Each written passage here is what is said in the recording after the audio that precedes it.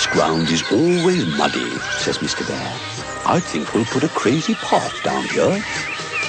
So the next day they both go out and choose the stone and sand that they will use. And when Tiger Lily sees the sand and stone come, Rupert explains to her what's being done. A crazy path? That sounds like fun. Please tell me, she says, when it's all done. Over the next 2 days for Mr. Bear and Rupert too, there's lots and lots of work to do. Bill Badger arrives as the path is made complete. Look, cries Rupert, no more will we have muddy feet. Come with me, Bill, and we must go. I promise to let Tiger Lily know. Yes, this path is nice and flat, says she, but much more crazy it should be. And I can show you how to make it crazier for you now.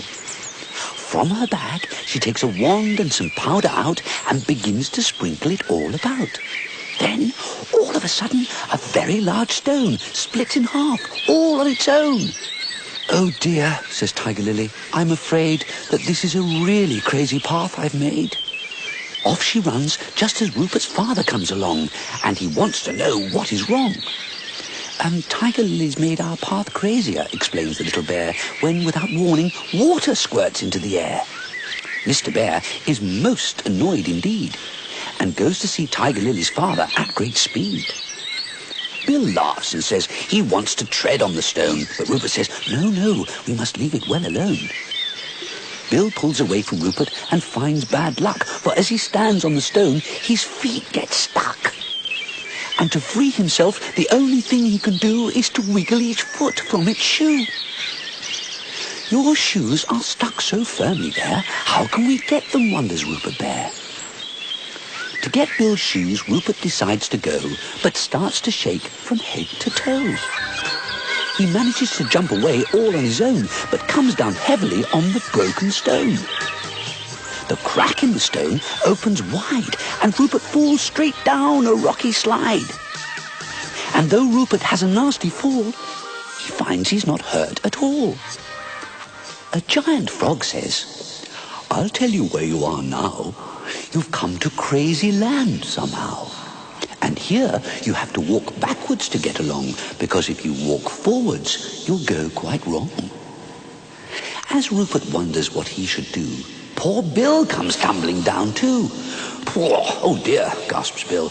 That gave me a fright, but otherwise I think I'm all right. This way, Bill, says the little bear. We have to walk backwards to get out of here. And by walking backwards, soon they find that they have left the strange cave behind. Just look at that, cries Rupert Bear.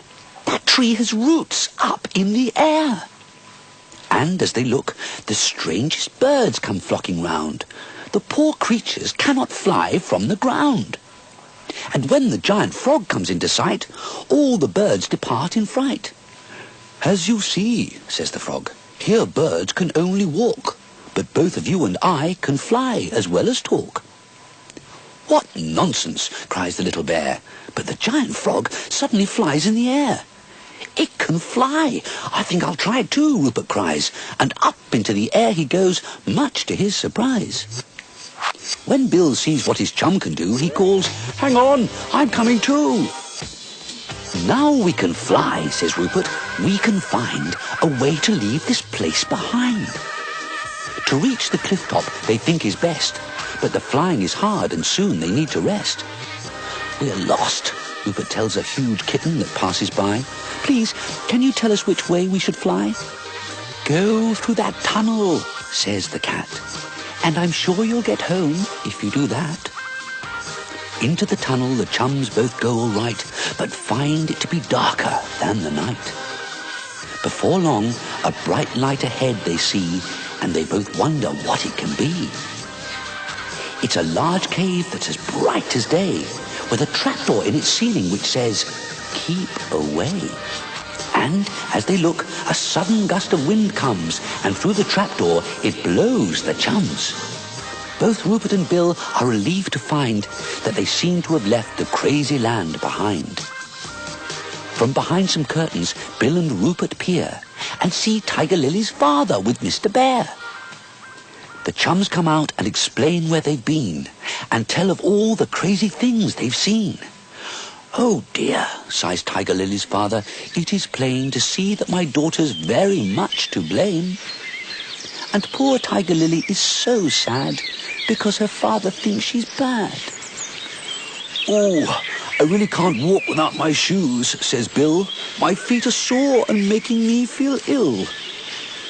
So, when they all go the crazy path to see, Bill's in a shopping basket being wheeled easily. And when they're there, Tiger Lily's father takes a flask and begins to perform his very magical task. The magic potion he uses works so well, it very quickly breaks the spell. "I'm glad my path's back to normal," says Mr. Bear. "That was a very strange affair."